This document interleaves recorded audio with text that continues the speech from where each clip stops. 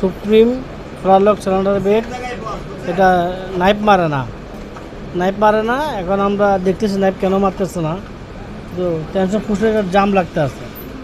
এই জামের কারণে নাইফটা মারতেছে না আমার ধারণার মতো, আমি দেখতে পাচ্ছি এটাই।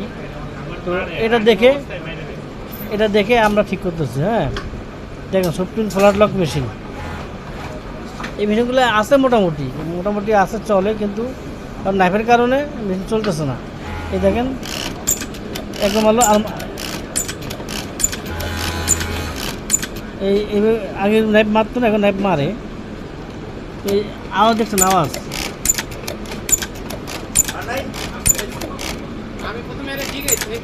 মাঝে মাঝে মিস যায়, মিসের কারণে নাইফগুলো আমরা একালে নাইফ মারা না এদিকে। হ্যাঁ, নাইফ মারা না, আমরা নাইফগুলো দেখতেছি যে কেন মারতেছে। চালালাম মেশিন, সবগুলো মারতেছে। তো আসেন আমরা দেখি যে এরা কীভাবে ঠিক করা যায়।